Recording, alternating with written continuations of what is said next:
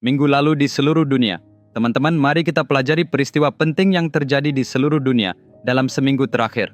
Nomor 1, pernahkah Anda mendapati diri Anda berpikir secara mendalam tentang kehidupan dan akhirnya? Bagi sebagian orang, pertanyaan seputar topik ini mungkin muncul pada saat-saat yang penuh dengan pergulatan emosional.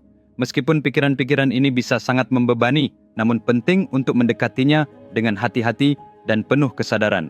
Dalam cerita hari ini, kami akan membahas sebuah inovasi kontroversial yang telah memicu perdebatan di seluruh dunia.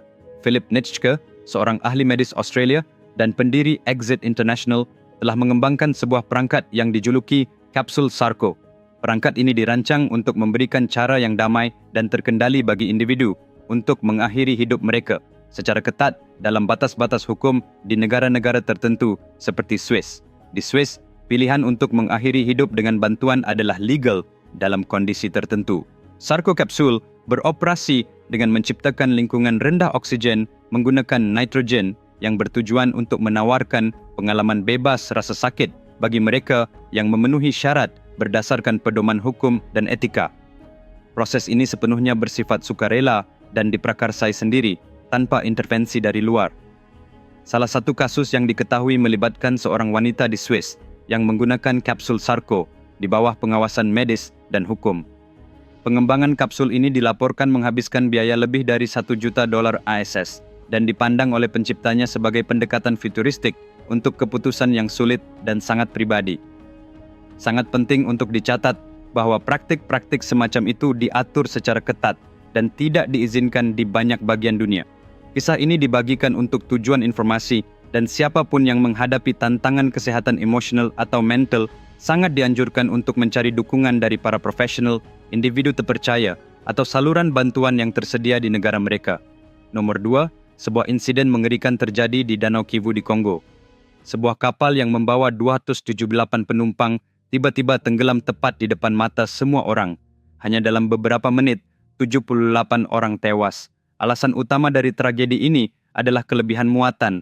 Kapal tersebut hendak berlabuh di pelabuhan Kituku yang hanya berjarak beberapa meter dari pelabuhan, namun terbalik karena kelebihan muatan. Ini bukan pertama kalinya hal seperti ini terjadi di Danau Kivu. Banyak kapal terbalik di masa lalu karena alasan yang sama, dan orang-orang terus kehilangan nyawa mereka. Pada bulan Juni, sebuah kapal feri lainnya tenggelam dan menewaskan 80 orang. Nomor 3, sudah diketahui bahwa perusahaan Elon Musk, Tesla, sedang mengembangkan robot humanoid yang disebut Optimus. Robot Optimus ini dapat bekerja di berbagai tempat di tempat kerja, untuk pekerjaan rumah tangga, dan bahkan sebagai asisten pribadi. Sekarang mereka telah merilis pembaruan baru untuk Optimus. Apa itu? Robot ini dapat bergerak lebih cepat, memahami hal-hal kecil dengan lebih accurate, dan lebih sensitif dalam menggenggam objek. Misalnya, Anda tidak bisa memegang telur seperti memegang pemukul kriket karena bisa pecah. Demikian juga, Anda tidak bisa memegang bayi dengan cara yang sama seperti Anda memegang benda yang berat. Dengan versi baru ini, robot humanoid ini lebih berguna di sekitar rumah. Mereka dapat memasak resep apapun yang Anda inginkan dan bahkan membersihkan rumah, di antara banyak tugas lainnya. Robot ini juga memiliki kemampuan untuk mempelajari tugas-tugas baru dari aktivitas sehari-hari. Robot ini juga merespons perintah suara. Cukup gila, bukan? Nomor 4, Australia adalah negara pertama di dunia yang membuat pabrik desalinasi yang sepenuhnya menggunakan energi matahari. Pabrik ini mengubah air laut menjadi air minum dengan menggunakan tenaga surya. Ditambah lagi, teknologi ini ramah lingkungan karena tidak melepaskan karbon. Jika negara-negara lain mengadopsi teknologi ini di masa depan, ini bisa menjadi solusi jangka panjang untuk masalah air. Teman-teman, pernahkah Anda mendengar bahwa membaca sebuah cerita yang sangat menarik dapat mengubah hidup seseorang? Atau hanya dengan membacakan cerita tersebut kepada anak-anak Anda dapat mengajarkan mereka semua nilai yang mereka butuhkan? Percayakah Anda bahwa untuk setiap masalah yang Anda alami atau yang mungkin akan Anda hadapi di masa depan, satu cerita dapat menawarkan solusi? Ya, itu mungkin dengan kisah epik terbesar yang pernah diceritakan dalam sejarah umat manusia, satu-satunya Mahabharata. Kisah ini 100 kali lebih besar dari film blockbuster manapun. Ini adalah sebuah tantangan. Mahabharata yang ditulis dengan gaya Vikramaditya yang mencakup cerita lengkap dalam 2 bagian, tersedia dalam bentuk buku dan e-book di Amazon dan 43 toko online lainnya. Buku ini tersedia di seluruh dunia dalam 54 bahasa yang berbeda. Saya telah menaruh tautannya dalam deskripsi video di bawah ini. Segera pesan sekarang juga. Karena ini bukan hanya sebuah buku, ini adalah harta yang dibutuhkan oleh hidup Anda. Nomor 5, kita mungkin hidup di Kali Yuga, tapi masa depan kita pasti milik AI Yuga, zaman AI. Mengapa? Karena mulai dari ponsel terkecil hingga mobil dan sepeda motor yang kita gunakan, dan bahkan komputer kita semuanya menjadi berbasis AI. Dan sekarang ada teknologi AI yang baru. Apa itu? Amazon telah membuka toko kelontong berbasis AI di Seattle. Biasanya, kita melakukan hampir semua belanja online, namun toko ini melakukan hal yang sebaliknya. Toko ini menggunakan kecerdasan buatan AI dan pembelajaran mesin yang canggih, sehingga banyak tugas yang dilakukan secara otomatis. Setiap kali stok habis, AI memantau rak-rak dan mendeteksi barang mana yang hampir habis, lalu secara otomatis mengisi ulang. Dengan demikian, pelanggan selalu mendapatkan barang yang mereka butuhkan. AI juga mengamati pilihan pelanggan dan menyarankan barang lain yang mungkin mereka inginkan, sehingga Anda dapat memilih dari saran tersebut, alih-alih memikirkan sendiri apa yang Anda butuhkan. Pembaruan lain yang akan datang adalah ruang belanja bertenaga AI yang akan dirancang oleh Amazon. Ini akan menjadi seperti bilik telepon di setiap jalan. Dengan pemindai 3D, Anda dapat melihat pratinjau bagaimana pakaian apapun yang dijual di Amazon akan terlihat pada Anda melalui teknologi hologram 3D tepat di depan mata Anda dalam 360 derajat penuh. Dengan cara ini, Amazon berencana untuk membuat fasilitasnya tersedia tidak hanya di beberapa lokasi terpusat, tetapi dimanapun Anda berada. Nomor 6, patung tertinggi di dunia ada di India, Patung Persatuan, yang berdiri setinggi 597 kaki. Sekarang, India juga sedang membangun patung Buddha yang akan mencapai lebih dari 300 kaki. Dibandingkan dengan patung Buddha lainnya di dunia, patung yang satu ini dikatakan sebagai yang terbaik, tidak hanya dalam hal ketinggian, tetapi juga dalam merepresentasikan budaya menurut India. Alasan utama pembangunan patung ini adalah untuk memamerkan budaya India dan meningkatkan pariwisata.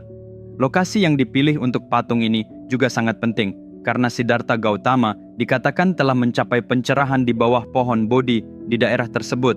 Sudah ribuan umat dan wisatawan mengunjungi tempat ini, karena terdapat populasi umat Buddha yang besar di Jepang, Thailand, China, dan Sri Lanka. Mereka ingin mengubah tempat ini menjadi pusat pariwisata utama, sesuatu yang akan bermanfaat bagi kebanggaan dan pendapatan nasional. Singkatnya, ini adalah model bisnis yang hebat yang melayani kedua tujuan tersebut. Nomor 7, Uber telah menguji coba taksi terbang di Paris. Proyek ini dinamakan Uber Elevate. Ini adalah program percontohan, dan taksi terbang ini adalah kendaraan listrik. Taksi ini tidak membutuhkan landasan pacu. Mereka bisa lepas landas dan mendarat secara vertikal di tempat. Mereka akan terbang di atas kita seperti helikopter atau pesawat terbang, tapi dengan ketinggian yang lebih rendah, sehingga bisa dilihat dengan mata telanjang. Mereka bahkan bisa mendarat di landasan teras di atas bangunan. Mereka juga membantu mengurangi polusi secara signifikan. Sama seperti Anda memesan taksi di Uber sekarang, Anda juga bisa memesan taksi terbang ini. Mengapa mereka memulai proyek ini di Paris? Karena populasi di sana sangat besar dan jalanannya selalu macet. Nomor 8, bahkan dengan semua teknologi yang ada saat ini, kita masih belum bisa memprediksi gempa bumi secara akurat, dan karena itu, kita kehilangan ratusan nyawa dan miliaran kerugian harta benda setiap kali gempa besar terjadi. Sekarang, para peneliti MIT Cambridge mengatakan bahwa mereka telah menemukan solusinya, sebuah sistem canggih berbasis AI yang mendeteksi gempa bumi dengan akurasi yang jauh lebih tinggi. Sistem ini menghitung dengan tepat kapan gempa bumi akan terjadi, memberikan peringatan yang cukup untuk menyelamatkan nyawa di daerah-daerah yang terancam. Sistem AI ini menggunakan algoritma pembelajaran mesin untuk menganalisis pola data seismik. Sistem ini mengambil semua data dari gempa bumi sebelumnya, mempelajarinya, dan menggunakan pengetahuan tersebut bersama dengan data saat ini untuk memprediksi gempa bumi di masa depan secara akurat. Jika sistem ini berhasil diimplementasikan secara internasional, tempat-tempat yang rawan gempa bumi seperti Jepang, California, dan Indonesia dapat mengidentifikasi dan mengatasi ancaman lebih awal. Nomor 9, di Bangkok, ibu kota Thailand, sekelompok anak sekolah dan guru sedang menaiki bas sekolah, bercanda dan tertawa seperti biasa dalam perjalanan ke sekolah. Tiba-tiba, mereka mendengar suara keras dan bas menjadi tidak terkendali. Anak-anak yang tadi tertawa-tawa tidak mengerti apa yang sedang terjadi. Tanpa mereka sadari, bas menabrak pembatas jalan. Semua orang di dalamnya terlempar. Pada saat mereka yang terjatuh mencoba untuk bangkit kembali, api meletus dari dalam bas. Anak-anak dan guru yang berada di dalam bas tidak tahu bagaimana cara menyelamatkan diri. Mereka melihat ke sekeliling, berharap ada orang yang datang menolong mereka. Namun hawa panas dan kekurangan oksigen mulai membuat mereka kewalahan. Dalam hitungan detik, api mencapai tubuh mereka. Tawa anak-anak itu lenyap dalam sekejap. Sebanyak 20 anak dilalap api, bersama dengan 3 orang guru yang juga kehilangan nyawa mereka. Teman-teman, mari kita bertemu lagi Senin depan jam 5 sore. Sementara itu, pesanlah buku Mahabharata saya sekarang juga. Saya telah menempatkan tautannya dalam deskripsi video di bawah ini. Dan jika Anda belum berlangganan ke saluran saya, segera lakukan. Sampai jumpa, jaga diri kalian. Sampai jumpa.